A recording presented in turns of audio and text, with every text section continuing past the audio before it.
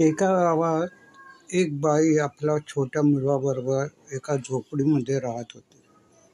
आपल्या मुलाला काही कमी पडू नये म्हणून दिवस-रात्र ती काम करत असे. पण त्या छोट्या मुलाला मात्र आपली आई अजिबात आवडत नव्हती. तो तिचा तिरस्कार करत असे.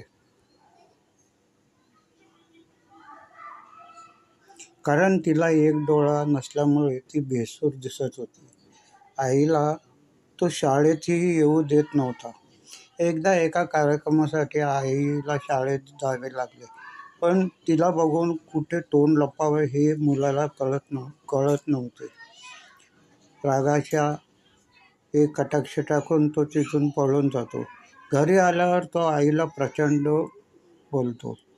कशाला आली होतीस शाळेत? आता माझे मित्र मला चिडवतील. मी उद्या शाळेत कसा जाऊ? तुला एक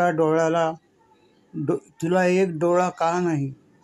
मला तू अजिबात आवडत नाहीस, वगैरे वगैरे बोलत होता. आई काही बोलली नाही. आपण आईला खूप बोललो याचे मुलालाही काही वाटत नाही. रागाने तो नुसता धुसमुस करत असतो. आईशी काही न बोलता तो जेवतो आणि झोपतो. रात्री कधीतरी त्याला जाग येते, तर आपल्या मुलाची झोप मोड होऊ नये म्हणून दबक्या आवाजात त्याची आई रडत असते. पण त्याचेही त्याला काही वाटलं नाही. एक डोळ्याच्या आपल्या आईचा त्याला अधिक तिरस्कार वाटत होता. त्या क्षणी तो निर्णय घेतो, शिकून खूप मोठे व्हायचं आणि इथून बाहेर पडायचं. त्याप्रमाणे तो खूप अभ्यास करतो. उच्च शिक्षणासाठी मोठ्या शहरात येतो. नामवंत विद्यापीठात पदवी मिळवतो. मोठ्या कंपनीत मोठ्या हुद्द्यावर काम करू लागतो. एका सुंदर मुलीशी त्याचे लग्न होते. त्याला एक मुलगा आणि एक मुलगी होते. आता त्याचे कुटुंब पूर्ण होतं. कारण ते सुंदर चित्र बिघडवणारी एका डोळ्याची त्याची आई तिथे नसते. तो तिला जवळजवळ विसरूनच गेला असतो. अतिशय सुखात असतो. एक दिवस त्याच्या घराचे दार वाजले. दारात एका माणसाबरोबर त्याची तीच आई, एक डोळा नसलेली, उभी होती. तिला बघून त्याची मुलगी घाबरून आत पळून जाते. तो आधी चक्रावतो आणि मग स्वतःला सावरत तिला म्हणतो, कोण आहेस तू? इथे का आलीस? बघ, माझी मुलगी तुला घाबरली. मी बहुतेक चुकीच्या पत्त्यावर आले, असे काहीतरी फुटफुटत आई निघून जाते. तिने आपल्याला ओळखलं नाही अशा समाधानात मुलगा दार लावून घेतो. काही दिवसांनी माझी विद्यार्थी संमेलनासाठी त्याला त्याच्या शाळेत पत्र येतं. परत त्या गावात जाऊन तिथे असं वाईट असतानाही तो संमेलनात जाण्याचा निर्णय घेतो.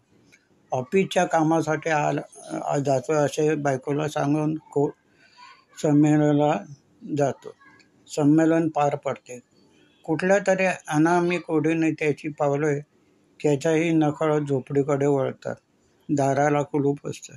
शेजारची बाई त्याला ओळखते आणि एक पत्र देते. ते पत्र त्याच्या आईचे असते. तो वाचू लागतो. मी खूप आयुष्य जगले रे. तुझ्यासाठी आता मी परत कधीही येणार नाही.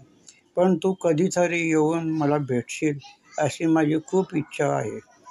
शाळेच्या संमेलनात तू येणार हे कळले होते मला. पण तिथे येऊन तुला भेटायचे नाही असे मी नक्की ठरवले. कारण मला माहीत आहे, एका डोळ्याची आई तुला आवडत नाही.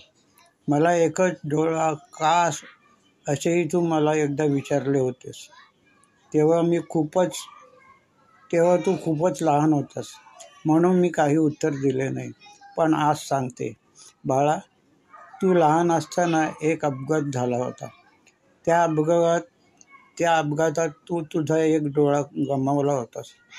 एका डोळ्याने तू संपूर्ण आयुष्य कसे जगणार या विचाराने मी हैराण झाले होते आणि माझा एक डोळा तुला दिला. मला तुझा खूप अभिमान आहे. तू मला जे बोललास किंवा माझ्याशी जसा वागला त्याची मी तुझ्यावर अजिबात रागावलेले नाही. तुझ्या आयुष्यावर खूप प्रेम आहे असंच विचार मी करते. कधी काळी माझ्या अवतीभोवती खेळणारा तू मला नेहमी आठवतोस. पण वाचून मुलगा ढसा रडतो. स्वतःच्या सर्वात महत्त्वाचा अवयव जिने त्याला सहजपणे देऊन टाकला. त्याच्याशी आपण किती निर्दयपणे वागलो. त्याला प्रचंड पश्चाताप झाला. तो आईला मोठमोठ्याने हाका मारून लागला, पण आता त्याची काय उपयोग. मित्रांनो, आईवडिलांसाठी कोणतीही गोष्ट सोडा, पण कोणत्याही गोष्टीसाठी आईवडिलांना सोडू नका.